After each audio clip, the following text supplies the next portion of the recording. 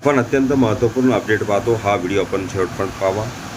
केंद्र प्रमुख जिल्हा न्याय निवड यादी तयार करणे आणि नियुक्ती प्रक्रिया राबवण्याबाबतचे निर्देश जारी 6 जून 2026. नमस्कार मित्रांनो, चॅनलमध्ये आपले सहर्ष स्वागत आहे. तत्पूर्वी आपण नवीन असाल चॅनलला आत्ता सबस्क्राईब करा, समोरील बेल आयकॉनला क्लिक करा. निश्चितच नवनवीन अपडेट अखिल तांबळे क्लासेस चॅनलमार्फत सतत आपल्याला पाहायला मिळतील. पाहूया सविस्तर. केंद्र प्रमुख मर्यादित विभागीय स्पर्धा परीक्षा 2025 निकालानंतर आता जिल्हा न्याय निवड यादी तयार करणे आणि नियुक्ती प्रक्रिया राबवण्याबाबतचे निर्देश 4 जून 2026 रोजीच्या शासनपत्राने जारी करण्यात आले आहे. शिक्षण संचालनाकडून यादी प्राप्त झाल्यानंतर अवघ्या 2 दिवसात संबंधित जिल्हा परिषदेच्या मुख्य कार्यकारी अधिकारी यांना ती उपलब्ध करून द्यावी लागणार आहे.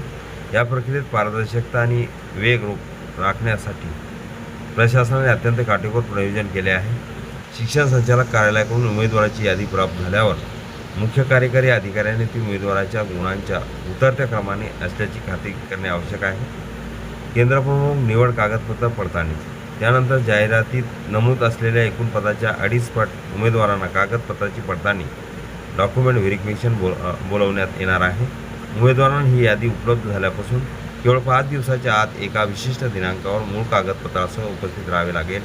सर्वसाधारण आणि दिव्यांग प्रवर्गासाठी स्वतंत्रपणे गुणवत्ता यादीनुसार आणि 2.5 पट उमेदवारांचा निकष लावून ही संपूर्ण प्रक्रिया राबवली जाणार आहे.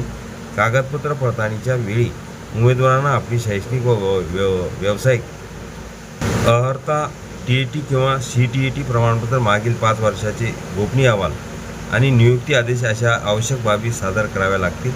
TET किंवा CTET प्रमाणपत्राच्या अधिकृतीबाबत उमेदवाराकडून हमीपत्र घेतले जाणार असून उमेदवारांवर कोणतीही विभागीय चौकशी किंवा फौजदारी प्रकरण प्रलंबित नसल्याचे सक्षम प्राधिकाऱ्याचे प्रमाणपत्रही अनिवार्य करण्यात आले आहे.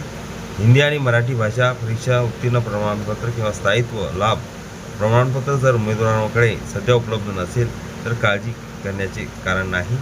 उमेदवारांना नियुक्तीच्या दिनांकापासून 3 महिन्याच्या आत ते सादर करण्याची सवलत एका हमीपत्राच्या आधारावर करण्यात आली आहे.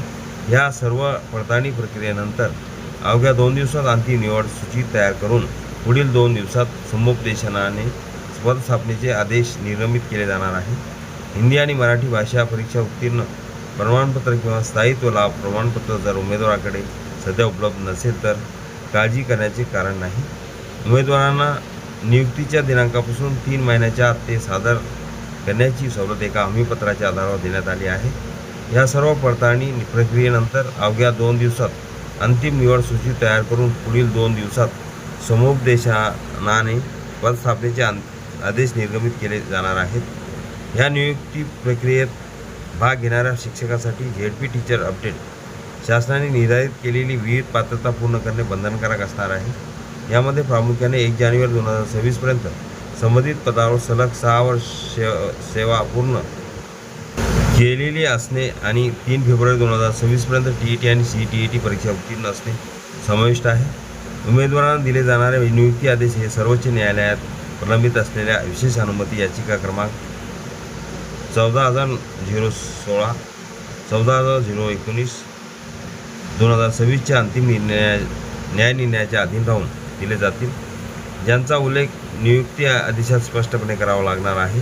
सर्वात महत्त्वाची आणि सकारात्मक बाब म्हणजे ही निवड प्रक्रिया पूर्ण झाल्यानंतर जिल्हा परिषदांच्या आस्थापनेवर सुमारे 2400 पदे रिक्त होतील आणि ती सर्व पदे पवित्र पोर्टलद्वारे सध्या सुरू असलेल्या शिक्षक पद भरतीसाठी उपलब्ध होऊ शकणार आहेत.